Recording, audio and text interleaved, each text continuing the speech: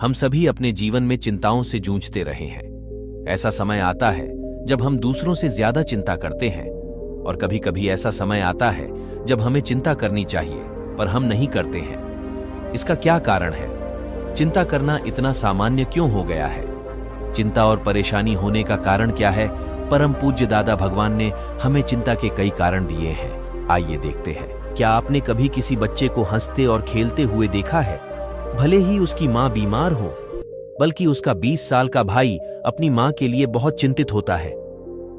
क्या आपने देखा है कि मजदूर रोज अच्छी तरह से सोता है, जबकि एक अमीर व्यावसायिक अधिकारी लगातार चिंता में रहता है? अमीर लोगों की तुलना में मजदूर लोग ज्यादा संतुष्ट होते हैं जब उनकी जरूरतें पूरी हो जाती हैं, रोटी, कपड़े और मकान से। जबकि अमीर लोगों को उनकी जरूरतों के बारे में सोचने की जरूरत नहीं रहती, फिर भी वे चिंता करते हैं। इस भिन्नता का क्या कारण है? तेज बुद्धि। यह एक पहला कारण है सामान्य चिंता होने का। तेज बुद्धि वाला व्यक्ति किसी भी स्थिति का विश्लेषण बहुत जल्दी करेगा और बहुत जल्दी फायदे और नुकसान के बारे में सोचने में सक्षम होता है। कुछ ही सेकंड के अंदर उनके पास कई विचार होते हैं और उनका दिमाग सोच को रोकने में सक्षम नहीं होता है। यह तेज बुद्धि उनके दुख और चिंता का कारण बनता है। लालच। जब एक आदमी एक बड़ा घर, एक बेहतरीन कार और अधिक पैसा आदि बनाने का सपना देखता है तो उसे लालच कहते हैं। वह इन्हें प्राप्त करने के विचारों में ही रहता है और एक बार जब वह उन्हें प्राप्त कर लेता है तो वह इस बारे में ज्यादा चिंतित होता है कि वह इन सब की भरपाई कैसे कर पाएगा। तो चिंता सबकी आदत बनने का एक कारण लालच है।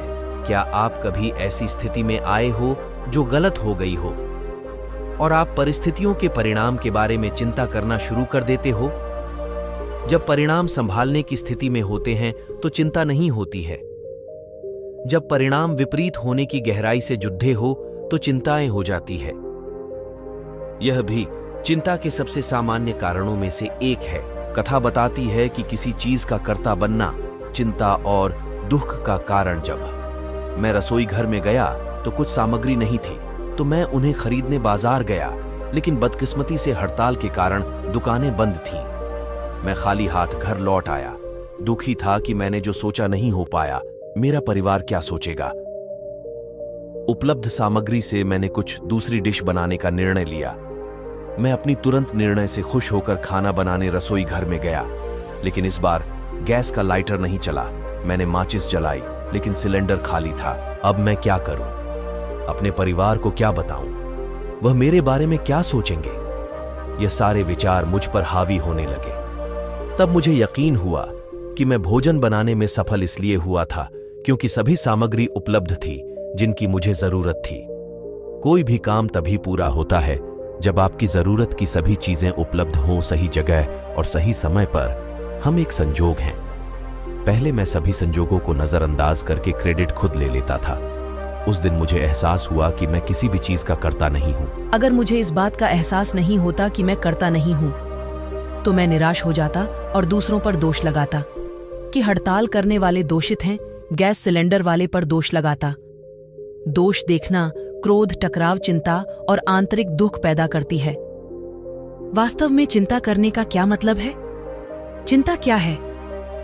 आइए कुछ विचारों को ध्यान में रखते हुए उसी का पता लगाते हैं। हम अपने रोज के जीवन में अनेक परिस्थितियों का सामना करते हैं और अपने बारे में सोचते हैं, जैसे मेरे पास अपने परिवार का निर्वाह करने के लिए पर्याप्त नहीं है। मेरी बेटी की शादी नहीं हो रही है। मेरे बेटे का क्या होगा? अगर यह काम समय पर नहीं होगा तो क्या होगा? क्या मैं अपनी परीक्षा में पास हो जाऊंगा? मेरे दोस्त मेरे बारे में क्या सोचेंगे? मैं लंबे समय से बीमार हूं, मेरे साथ क्या होगा? मेरी पढ़ाई पूरी होने के बाद क्या मुझे नौकरी मिलेगी? मैंने अपनी सारी संपत्ति खो दी है, अब मैं कैसे जीऊंगा? चिंताएं तब होती है जब कोई यह मानने लगता है कि मैं यह सब कर रहा हूं।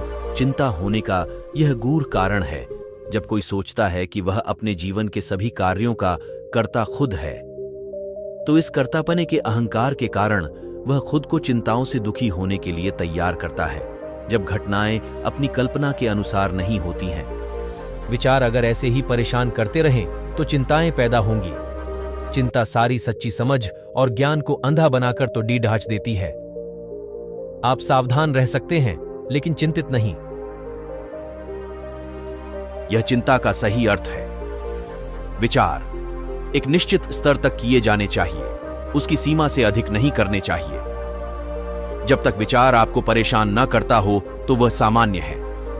एक बार जब विचार निश्चित स्तर से ऊपर जाकर आपको हैरान या परेशान करने लगे तो यह चिंता का विषय है, और यह चिंता की एक सामान्य परिभाषा है। इस तरह ही आपका दिमाग एक साधारण विचार से चिंता और अत्यधिक सोच में चला जाता है। जब हम किसी भी परिस्थिति का सामना करते हैं, तब हमारा मन शुरू में उसके फायदे और नुकसान के बारे में सोचता है।